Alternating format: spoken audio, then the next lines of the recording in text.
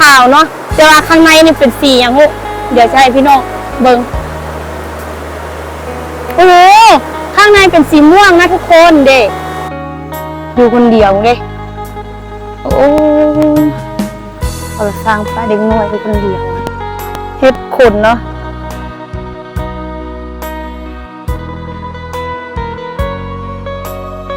สบายดีสวัสดีพ่อแม่พี่น้องเนาะมือนี่เนาะพี่น้องนุ่นกับสิพาน้องๆเนาะน้องยากับน้องเดือนเนาะออกไปซอกอยู่หากินเนาะหลังจากที่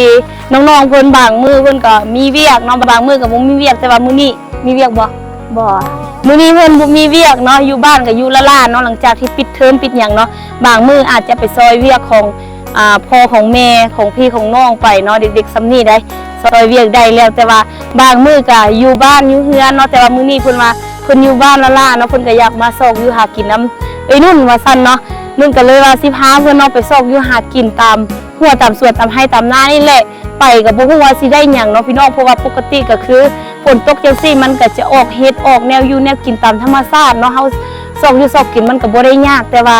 บางเทื่อไปก็มานบางเทื่อไปก็บ่มานเนาะก็อิงตามบางมื้อหั่นแหละพี่น้องเดี๋ยวสิเป็นแนวใดเนาะมื้อนี้ก็สิได้แนวอยู่แนวกินหรือว่าบ่ได้ก็ไปติดตามนำกันในการเดินทางของเฮาเนาะเพราะว่าเฮาก็สิไปหาอยู่หากินกับไกลเติบเนาะพี่น้องเดี๋ยวสิเป็นอะไรก็สู้ๆเด้อเพราะว่าสิไปมันไกลเนาะเดี๋ยวสิเป็นอะไรก็สิพาพี่น้องออกเดินทางกันเลยเนาะพี่น้องไปนี่เนาะเส้นทางในการเดินทางของเฮาก็คือเฮาจะไปก็จะเป็นทางแดงแบบนี้เลยอันนี้เขาเจ้าน่าจะไปนะไปอย่างทุกอย่างนี่เลยเอารถไถที่ใส่ตีนตะขาบนะนี่เนาะใส่ตีนเล็กจะไปไถนาเป็นอย่างเด้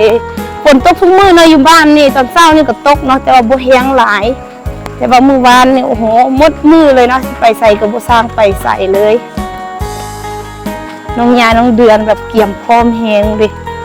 มีอย่างได้อยู่ถงหั่นมีข้าวกับยังกับมีดมีข้าวมีมีดมีแวกเนาะในการไปซอกอยู่หากินก็จะประมาณนี้เนาะเด็กน้อยซ้ำนี่เนาะอยู่เขตชนบทนี่เพิ่นสร้างไปซอกอยู่หากินกันแล้วหรือว่าไปเอาให้งานบ่ไปเฮ็ดหัวเฮ็ดสวนน้ำพ่อน้ำแม่เนาะก็ไปน้ำพ่อแม่แล้วก็มันก็เลยเป็นความสิ้นเคยเนาะใหญ่มาก็บ่อยากบอกก็เป็นเลยเวียกนะเดี๋ยวเส้นทางก็จะเป็นแบบนี้เลยมายามฝนนะ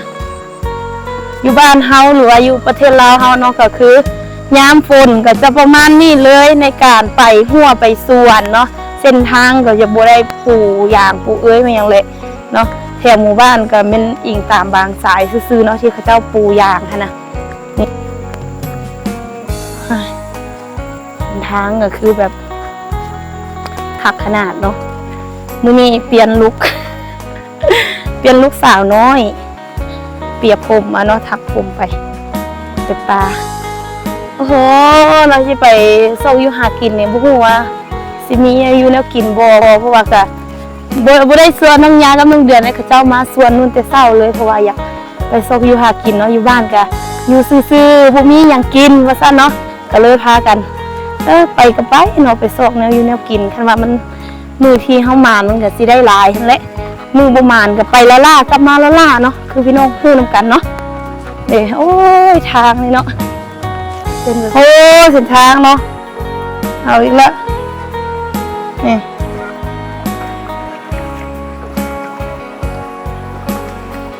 มือเด็กหน่อยยางอยู่แคมป์บุษางยางเลยเนาะดูสิยาก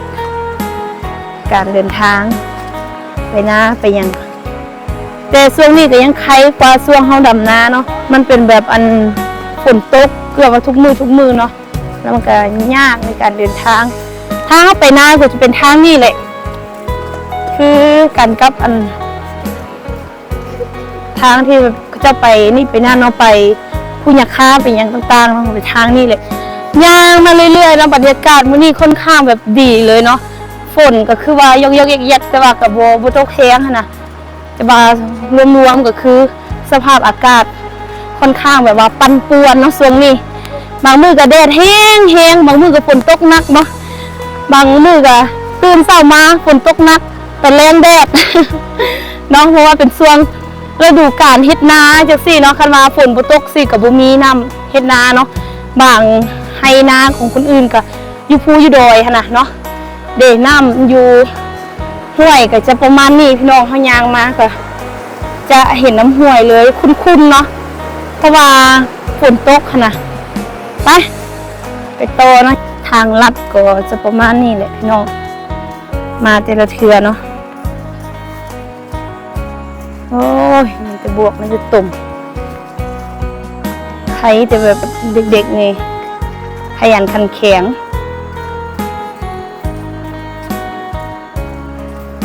ยางไปนานโอ้ยรถไถตีนตะขาบในกายจุดนี้เลยไปถึงแหละไถนาไถยังเนาะมีดอกไม้อยู่ข้างทางดอกไม้ริมทางสวยมากเลยสวยทั้งนั้นเลยเป็นบริเวณกว้างๆมันจะดอกไม้ ดอกสีเหลืองลูกงามๆนะดอกไม้นาไห่นี่นะนาเจ้านี่ก็คือเจ้ามีปูเนาะมีปูแล้วก็มีเอียนเลยก็เจ้าปล่อยเอียนแถวนี้นะมีพวกหลายเลยนี่เนาะเฮาย่างมาเรื่อยๆก็จะมาพานข้าวก้ากับเจ้าเนาะป้อข้าวก้านานี่มันก็งามเด้ต้นมันก็งามเจ้าเอาแนวซักเอาโอ้ยซักอยู่ตามเคียมนาเลยเนาะโมเมนต์อยู่ในนาเด้อเด้ข้าวก้างามเทงามหวานเนาะส่วนหลายก็จะเป็นช่วงที่เขาเจ้าไถแล้วก็เซน้ำเนาะอยู่นาไผ่ก็เป็นจังสั้นแหละมีแต่นาเฮาเนาะดำนาไว้สุดๆปีนี้เด้ย่างมาเรื่อยๆบักจำอีกคนนี่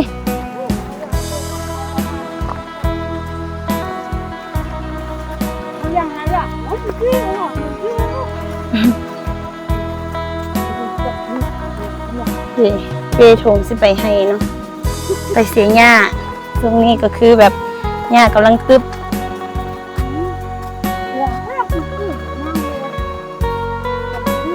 ไปให้ไปยังเนาะโอ้ก็มาพุ่งมาจีอ่ะเนาะนึ่งใหญ่ก็มาฝนตกบางแห้งปุ่นอยู่เทิงมาฝนตกแล้วเนาะสภาพ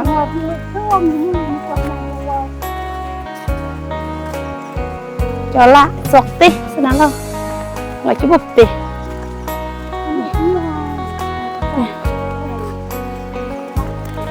เข้าให้บ่งามดูเข้มทางเนาะปีนี้รู้สึกว่าเขาเจ้าปลูกข้าวไฮข้าวนาอย่างต่างๆก็คืองามเนาะเพราะว่าฝนมันหลายฝนตกหลายนะซึ่งสไลด์เขาเจ้าจะปลูกแล้วก็บ่ได้เสียหญ้านะฉีดยาเอาเนาะฉีดยาฆ่าหญ้าตายยังสิก็ได้กินข้าวไว้เนาะสบายอีกบ่ได้มาให้เที่ยวมาให้ตลอดนี่ก็จะไปให้น่าจะโบได้ฉีดยาฆ่าหญ้าเนาะก็เลยได้ไปเสียหญ้าธรรมศาสตร์อยู่ในหมู่บ้านเขาฝนมาแล้วพี่น้องเอ้ยสิฮอดบ่น้อบอนซอกเฮ็ดนี่สภาพเจ้าของ มาซอกอยู่หากินก็ว่าทุกมื้อนะบางมื้อก็ไปได้หลายบางมื้อก็บ่ได้หยังเลยแต่ก็ไป นี่เฮามาฮอดเชียงไฮ้เชียงนาแล้วเนาะเดี๋ยวนี้จะเป็นข้าวไฮ้ของแม่ของญาเนาะเด็กข้าวบางงานอยู่ลุมหันจะเป็นลำธารนี่วาสิพาไปซอกหมักไม้ปลาแบบสั่นโอ้ยตุบแพญาวันไปซอกหมักไม้ปลามึงดิ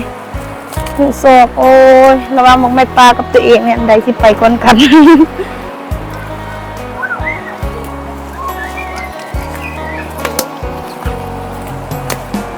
โอ้ว้า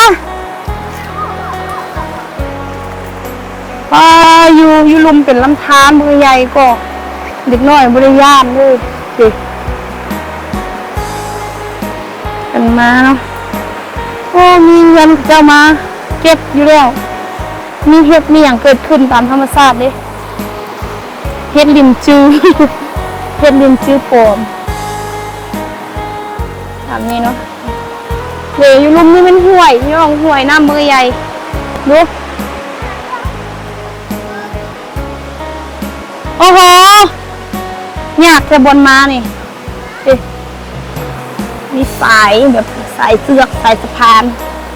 โอ้อยู่ลุ่มมันอันตรายได้ไม่ต้องปีนได้นังเดือนคอยเด้อคันนี้ขึ้นนะคอยเอาอะไรดิอยู่ลุ่มเป็นห่วยน้ำมือใหญ่โอ้โหดิใส่เสือกเหยียบได้โอ้บุญเด็กลิงขึ้นต้นไม้แล้วเดี๋ยวไม่เอาธงให้มาล่ำเนี่ยล่ำเยอะย่าหมดเกินเนี่ยเลยรีวิวหน่อยมันเป็นเสียงโอ้ยเจ้าของสิล่ม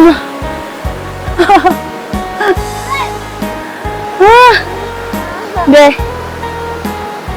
นี่โอ้ยนี่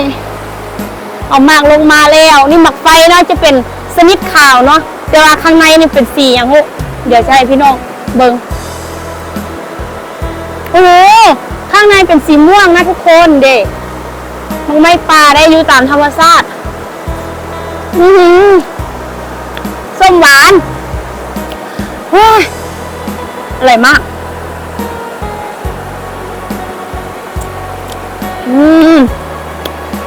เด็กเกิดขึ้นตามธรรมชาตินะเนี่ยโอ้โหเนื้อบักใหญ่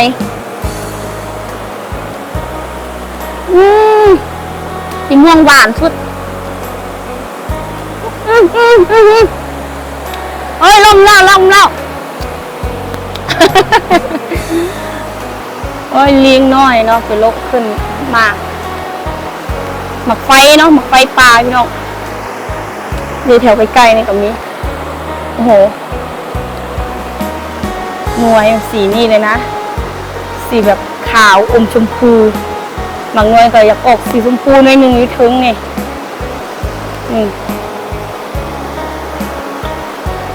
หาบางไม้ไปปิดขายเนาะ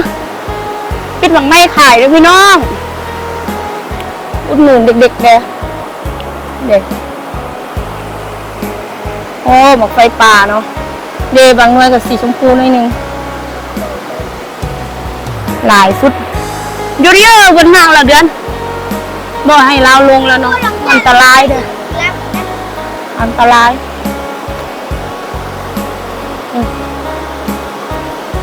นี่มันตีมันนี่มากนึงตาเลยยวนตะกี้เกิดมันตีมอันนี้แหละตายวนตะกี้เกิดจิรอดระยะเกิดเด็กจิรอดมึงก็ยากเด็กเด็กโอ้โห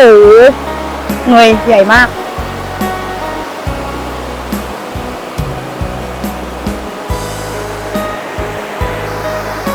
ความเก่งของเด็กๆเด้เบิ่งได้ลายบ่พออยู่เสื้อลงมาลงเดือนความเป็นลิงเนาะเบิ่งดูยังลายอยู่แต่ว่ามันอันตรายเนาะจะปิดนี่ย่ำตกอยู่น้ำเนาะเพราะว่าช่วงนี้น้ำใหญ่ตกในตายเลยเนาะปิดอันเท่าที่แบบว่าเขาปิดได้เนาะปิดบ่ได้เนี่ยมันต้องปิดคุณอันพูดก็ขึ้นทรายหญ้าแถวนั้นแล้วหญ้าเนี่ยเว้ยเกินเขามาหอดตู้เป็นที่เรียบร้อยเนาะน้องๆก็จะจกหมากไฟของคนออกมาโอ้โหหน่วยแบบ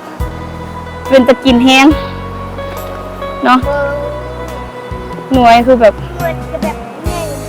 ใหญ่บางอันก็เป็นสีชมพูโอ้อยากเบิ่งเรือข้างใน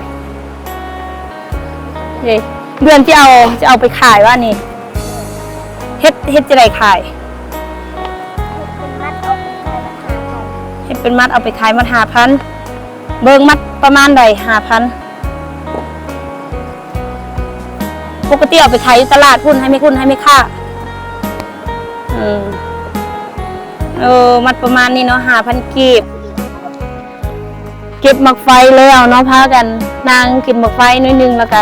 ตอนนี้ก็สิมาซอกกินต่อกันเลยนะพี่น้องเพราะว่า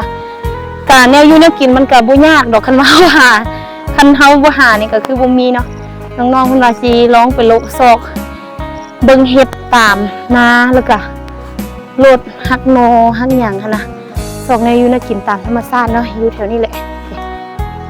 เป็นแถวนาของพี่น้องนู่นเองเนาะมันมักออกเฮ็ดผลก็อยู่แถวนานี่แหละคันว่านี่ยังมานังเดือนมาเตะเฮ็ดผลเนาะเอ้ได้แล้วนะอยู่นะกินมาซอกตามนี่แหละย่างมาเรื่อยๆเด้มาเห็นมาทุเรีย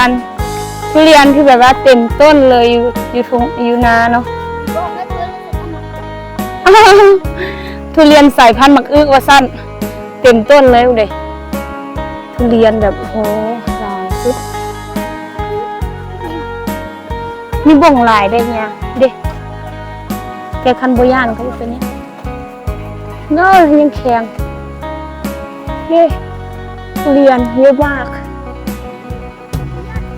อันมันดุ้มเลยไม่เหมาะเอา คุณดุมเรียก มันดุ้มแล้วสุกแล้วปิดเลยวะปิดได้วะเนี่ยเอาผ้าปิดแม่เอาผ้าโค้ยปิดมาเลยจับโอ้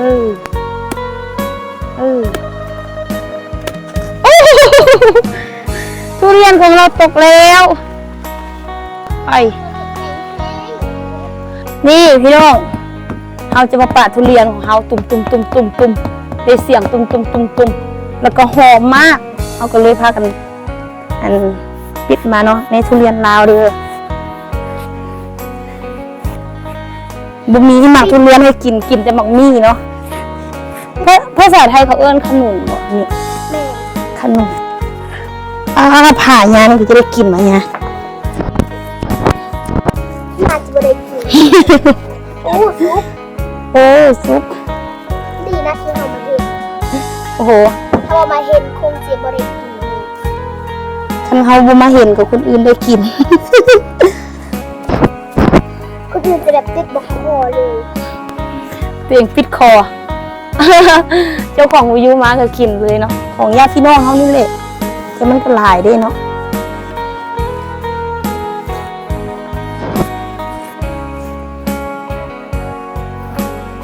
โอ้ เนื้อถั่วเย็นเป็นประมาณ เดี๋ยวก่อน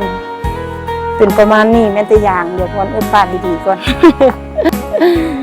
โอ้ก่อนจะปาดทุเรียนได้นะพี่น้อง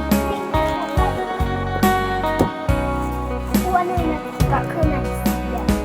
โอ้ยกินไปซ้ำนี่เลยมดอันนี้ก่อนมดอยู่วะ ก็หมด บุมดบุปิดลายนี่เนาะเนื้อทุเรียนก็จะประมาณนี้เลยเนื้อบักมี่เนื้อขนุนเขาเนาะลองชิมดูสุกคาต้นเลยจะอร่อยไหมหอมเนื้อจะบวานจะบหวานหลายพอดีเลยบุมักหวานหน่อยอร่อยมากวันนี้อันนั้นมันพลังประสังปัดกินกับบุมีของมันพอดีเลยแบบมันบวแหลวเกินไปมันบวนุ่มเกินไปพอดีกรอบๆเนาะ